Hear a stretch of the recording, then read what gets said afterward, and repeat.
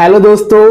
Cancer एक ऐसी बीमारी जिसका नाम सुन के रूह कांप जाता है, जो सिर्फ एक इंसान को ही नहीं अपने चपेट में लेता है, बल्कि पूरा का पूरा परिवार किसी ना किसी रूप में इससे जूझता है। भारत में लगभग हर साल कैंसर के 11 लाख मामले सामने आते हैं और लेटेस्ट रिपोर्ट्स के हिसाब से भारत एशिया का टॉप 3 कंट्रीज में आता है कैंसर के मामले में। आज मैं आपको जो रिलेशन समझाऊंगा जीन्स और कैंसर के बीच में, उसे सुन के आप शॉक हो जाएंगे। आज मैं एपिजेनेटिक के कॉन्सेप्ट के माध्यम से आपको समझाऊंगा पूरा का पूरा रिलेशन जो कि आपके जीन्स और कैंसर के बीच में है। मैं आपको एक्चुअली में सेल कैसे काम करता है इसका साइंस बताऊंगा, और आज इस वीडियो को देखने के बाद आपके पास दुनिया के बहुत डॉक्टर के कंपैरिजन में अधिक नॉलेज होगा, क्योंकि वे लोग अभी भी जीन्स में बिलीव करते हैं। वे लोग अभी भी मानते हैं कि जीन्स कैंसर क्रिएट करता है,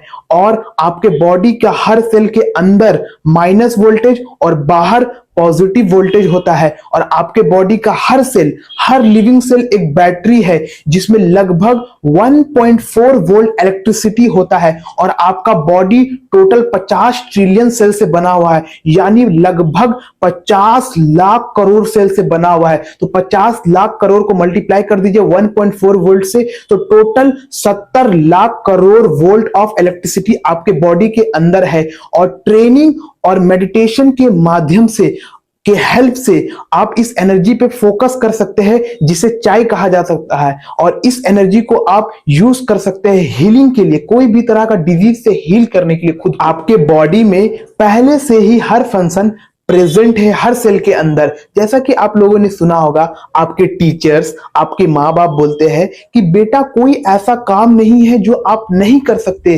वे लोग ऐसा इसलिए बोलते हैं क्योंकि ऊपर वाले ने हम लोगों के बॉडी के हर सेल के अंदर हर कार्य को करने की क्षमता डाली है। जैसे ये हम लोग का बॉडी है और इसमें हम लोग का ऑर्गन बोलते हैं, ये हम लोग का ऑर्गन है, हाथ हो गया, पैर हो गया, या फिर हम लोग का मुंह हो गया, या फिर हम लोग का दिल, या फिर हम लोग का आंख, ये सब क्या है? ऑर्गन है। उसी तरह एक जो सेल होता है उसके अंदर भी ऑर्गन होता है, मिनिएचर ऑर्गन। जैसे कि ये बड़ा चीज है तो उसी तरह छोटा छोटा ऑर्गन होता है, जिसको साइंस की भाषा में ऑर्गेनेल कहा जाता है। जैसे कि हो गया nucleus, mitochondria, Golgi bodies, endoplasmic reticulum. और स्कूल्स में और टेक्स्ट बुक में भी ये चीज लिखा हुआ है कि जो हम लोग का ये बॉडी को कंट्रोल करने के लिए, जैसे हम लोग का दिमाग है, ब्रेन है, उसी तरह एक सेल को कंट्रोल करने के लिए न्यूक्लियस है। लेकिन ये बात पूरी तरह से गलत प्रूफ हो चुका है। क्यों?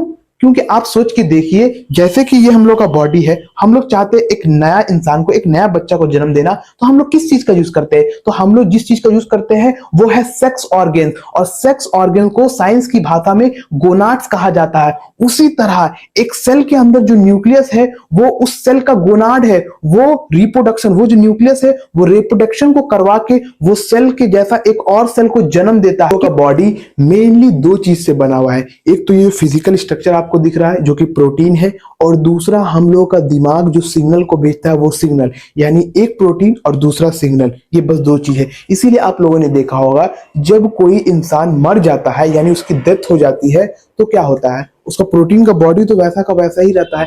मिसिंग क्या रहता है? मिसिंग जो रहता है वो सिग्नल, यानी उनका ब्रेन सिग्नल को भेजना बंद कर देता है। इसीलिए आप लोग देखा होगा जब कोई इंसान हेल्दी रहता है, खुश रहता है, तो उसका बिहेवियर अच्छा रहता है। लेकिन जब कोई इंसान बीमार रहता है, दुखी रहता है, तो उसका बिहेवियर अच्छा नहीं रहता है। क्यों?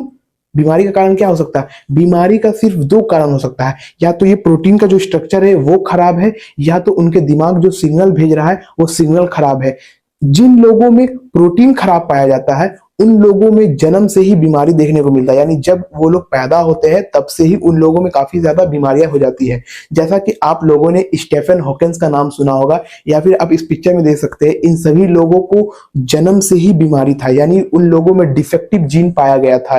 डिफेक्टिव जीन का मतलब क्या? कि उन लोगों में जब वो लोग पैदा हुए तब से ही उनका जीन में कुछ कुछ खराबी था, जिसकी वजह से बीमारी हो जाता है। और मेनली क्या होता है कि जो जीन होता है वो प्रोटीन को बनाता है, ट्रांसलेशन का प्रोसेस प्रोसेस करके। तो अगर जीन डिफेक्टिव है तो प्रोटीन भी डिफेक्टिव होगा। लेकिन सरप्राइज की बात तो यह है कि 5% से भी कम लोगों में, यानी ये पूरी दुनिया में जो इंसान है उसमें 5% से भी कम लोगों में जीन खराब पाया गया है, यानी जीन डिफेक्टिव है। यानी 95% को तो खुश रहना चाहिए क्योंकि उनका जीन अच्छा है। लेकिन अगर आप हेल्दी जीन यानी अच्छा जीन के साथ पैदा हुए थे और अभी आप बीमार है, तो बीमारी का कारण क्या हो सकता है? दो ही चीज हो सकता था पहले, या तो प्रोटीन, या तो आपका प्रोटीन खराब है या तो सिग्नल खराब है। लेकिन प्रोटीन तो आपका सही है क्योंकि 95 के अंदर आप आ रहे हैं, तो आपका सिग्नल खराब है। और सिग्नल को खराब करने का सिर्फ 3 तरीका है। पहला कि आपको कोई चीज का सदमा लग गया, यानी आप शॉक में हो गए और आप कोमा में चले गए। और दूसरा चीज है टॉक्सिन्स। अगर आपके बॉडी के अंदर केमिस्ट्री अच्छा नहीं है, यानी आप अगर सिगरेट पीते हैं, दारू पीते हैं या फिर ड्रग्स लेते हैं, कोई भी तरह का नशा करते हैं, तो आपके बॉडी के अंदर जो केमिकल है वो केमिकल में इंटरफेरेंस होता है, जिसकी वजह से सिग्नल दिमाग नहीं भेज पाता है। क्योंकि हम लोग का दिमाग जो सिग्नल को भेजता है वो केमिकल की मदद से भेजता है, इसीलिए सिग्नल खराब हो जाएगा। क्योंकि आप नशा कर रहे हैं तो नशा करने से ऑटोमेटिक सिग्नल खराब होगा। लेकिन जो तीसरा चीज है वो सबसे इंपॉर्टेंट है, आपके मन का विचार, यानी आप किस तरह खुद से बात करते हैं। आप अच्छी तरह पॉजिटिव वे में बात करते हैं या नेगेटिव वे में बात करते हैं। आपके बॉडी के साथ कुछ भी खराब नहीं है, बस आपका दिमाग गलत सिग्नल को भेज रहा है आपके बॉडी में, और बस गलत समय में भेज रहा है, इसीलिए। और अगर आप अपने मन का विचार यानी अपने थिंकिंग पैटर्न को चेंज कर लेते हैं तो आप अपने बायोलॉजी को बदल सकते हैं, सिग्नल को अच्छा कर सकते हैं। और मेनली ये जो दिमाग है यानी जो सोचने का क्षमता हम लोगों के पास है, ये जो थिंकिंग पैटर्न है, ये सबसे बड़ा रीजन है आज की इस दुनिया में, इस प्लेनेट में बीमारी का। क्योंकि लोग सिर्फ गलत चीज को देख रहे हैं, सिर्फ नेगेटिव सुन रहे हैं, नेगेटिव देख रहे हैं और स्ट्रेस ले रहे हैं, जिसके वजह से दिमाग जो है उसमें सिग्नल नहीं जा पा रहा। दिमाग जो है वो अच्छे सिग्नल को नहीं भेज पा रहा है, यानी सिग्नल में इंटरफेरेंस हो रहा है। तो आप एक बार अगर अपना थिंकिंग पैटर्न को बदल लेते हैं तो आप सिग्नल को अच्छा कर सकते हैं। और एक बार सिग्नल अच्छा हो गया तो प्रोटीन तो ऑटोमेटिकली अच्छा है, तो अच्छा सिग्नल अच्छा प्रोटीन बाइंड करेगा, उसका मूवमेंट होगा तो ऑटोमेटिक हम लोग का बिहेवियर अच्छा हो जाएगा। सभी तरह का बीमारी, चाहे वो कैंसर हो, कोई भी डायबिटीज हो या फिर हर तरह का बीमारी, लंग्स का डिजीज हो, कोई भी तरह का बीमारी से आप बाहर निकल सकते हैं अगर आपने अपने ब्रेन से अच्छा सिग्नल, पॉजिटिव सिग्नल को भेजना शुरू कर दिया। हमें स्कूल में गलत पढ़ाया जाता है कि जीन ऑन होता है, जीन ऑफ होता है, लेकिन ऐसा नहीं है। जीन एक ब्लूप्रिंट है, मात्र ब्लूप्रिंट है, जो कि या तो रीड हो जाता है राइबोसोम की मदद से या रीड नहीं हो पाता है। आप अपने जीन के कंट्रोल में नहीं है, क्योंकि आप अपने जीन को कंट्रोल करते हैं। तो अगर आप एपिजेनेटिक्स की माध्यम से यानी एपिजेनेटिक की हेल्प से एक ब्लूप्रिंट को यूज करके 30,000 अलग अलग प्रोटीन बनाया जा सकता है। तो इंसान अच्छे जीन्स के साथ पैदा होता है और फिर एपिजेनेटिक कंट्रोल की वजह से कैंसर, डायबिटीज और कई तरह की बीमारियां पैदा कर लेता है। बीमारियों का जीन से कोई भी लेना देना नहीं है। आपकी हेल्थ पूरी तरह से एपिजेनेटिक्स पे डिपेंड करता है। और मेंडल जी जो इतने बड़े साइंटिस्ट, बायोलॉजिस्ट थे, उन्होंने भी अपने एक्सपेरिमेंट्स के दौरान इसे बताने का कोशिश किया था कि जीन का एक्सप्रेशन पूरी तरह से इन्वायरमेंट फैक्टर पर डिपेंड करता है। जैसे कि मैं आपको एग्जांपल देता हूं, लेट एज्यूम कीजिए एक माँ बाप ने एक बच्चे को जन्म दिया। दोनों माँ बाप जो थे वो लंबे थे, गोरे थे। तो कोई ऐसा जरूरी नहीं है कि उसका बेटा भी लंबा ही निकले, गोरा भी निकले, ऐसा जरूरी नहीं है। सोचिए कि अगर ये बात सिर्फ जीन्स पे डिपेंड कर रहा होता है तो जीन्स तो भाई सेम ट्रांसफर हुआ है, आधा जीन्स माँ से आधा जीन बाप से गया है, तो बेटा भी लंबा और गोरा होना चाहिए। लेकिन ऐसा नहीं है, बेटा लंबा या गोरा निकलेगा वो इन्वायरमेंट पे डिपेंड करता है। अगर इन्वायरमेंट कंडीशन अच्छा रहा, टेम्परेचर अच्छा रहा, उसको पूरी तरह से अच्छा नरिशमेंट मिला, पूरा तरह से मतलब अच्छा इन्वायरमेंट दिया गया, तो वो अच्छा से ग्रो करेगा। जैसा माँ बाप पाए वैसा वो भी पाएगा। लेकिन अगर उनका वैसा इन्वायरमेंट नहीं दे पाए, इन्वायरमेंट में कुछ चेंज आ गया, क्लाइमेट चेंज हो गया, या फिर उनको पूरा नरिशमेंट नहीं दिया गया, तो वो ऐसा लंबा नहीं निकल पाएगा। तो आप सोच के देखिए कि मेंडल जी जो कि इतने बड़े बायोलॉजिस्ट होने के बावजूद उन्होंने एपिजेनेटिक्स का कॉन्सेप्ट नहीं समझ पाए, उस लिंक को नहीं समझा पाए। तो मेनली क्या देखने को मिलता है कि मीडिया हो गया या फिर कहीं भी न्यूज में, या फिर लोग कहते हैं, या फिर डॉक्टर लोग भी आजकल बोल देते हैं बहुत सारे कि आपका जीन्स ये कंट्रोल करता है, आपका जीन वो कंट्रोल करता है।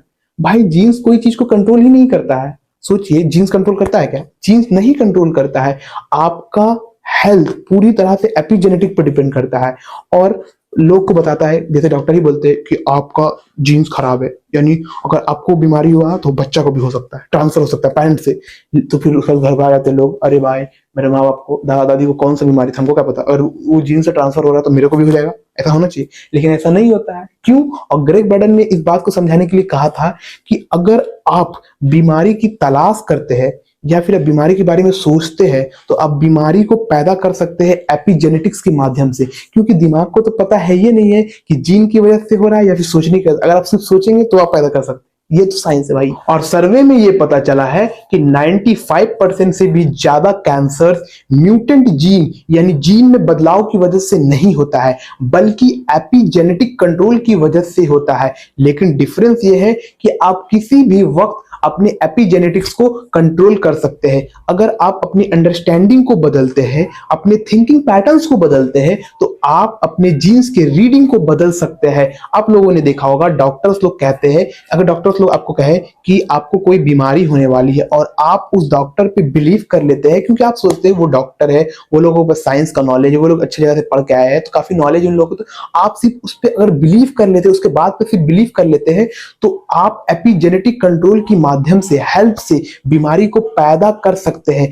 आप अगर इस बॉडी को देखें तो ये बॉडी कोई एक सिंगल सेल नहीं है, ये बॉडी 50 लाख करोड़ सेल से बना हुआ एक ग्रुप है। ग्रुप शब्द, लेकिन जानते हैं इस ग्रुप शब्द को समझना बहुत जरूरी है। आपके बॉडी का हर सेल, हर एक सिंगल सेल इंटेलिजेंट होता है, उसके पास हर कार्य को करने की क्षमता है, लेकिन जब वो ग्रुप में आता है, यानी जब गुच्छा बन जाता है, तो कोई एक दूसरे का बात को फॉलो नहीं करता, वो सब फॉलो करता है एक सेंट्रल वॉइस को। और सेंट्रल वॉइस यहाँ पे कौन है? हम लोग का दिमाग है। अगर हम लोग का दिमाग सिग्नल भेजता है सेल्स को कि मर जाओ, तो सेल्स ऑटोमेटिक मर जाएगा, केमिकल को रिलीज करेगा और खुद को मार देगा, यानी सेल्स मर जाएगा। तो ऐसा सोचिए कि आपका ब्रेन के पास इतना ताकत है कि अगर वो पॉजिटिव सिग्नल को भेज के कोई चीज को एक्सपीरियंस करवा सकता है, तो नेगेटिव सिग्नल को भेज के खुद को मार भी सकता है, यानी अपने सेल्स को मार भी सकता है। इंटरनल और एक्सटर्नल इन्वायरमेंट से सिग्नल्स आता है और दिमाग का काम है उस सिग्नल्स को समझना और फिर उन सिग्नल्स को एक्सप्लेन करके बिहेवियर और जेनेटिक्स को कंट्रोल करने का इंफॉर्मेशन भेजना रहता है सेल्स तक। यानी जैसे कि इन्वायरमेंट से सिग्नल आता है, हम लोग का दिमाग उस सिग्नल को पहले समझता है, फिर उस सिग्नल को अच्छी तरह से एक्सप्लेन करता है, यानी सेल्स की भाषा में ले आता है, और फिर उन सिग्नल को हम लोगों का सेल्स को भेज देता है। और उस सिग्नल की हेल्प से, यानी उस सिग्नल में इंफॉर्मेशन रहता है कि किस तरह हम लोग का बिहेवियर को कंट्रोल करना है, किस तरह हम लोग का जेनेटिक्स को कंट्रोल करना है। आज के वीडियो में बस इतना ही रखते हैं, और अगर वीडियो अच्छा लगा है तो वीडियो को लाइक कर दीजिए और ज्यादा से ज्यादा लोगों तक शेयर कर दीजिए। और अगर आप चैनल पे नए हैं तो चैनल को सब्सक्राइब कर दीजिए। धन्यवाद।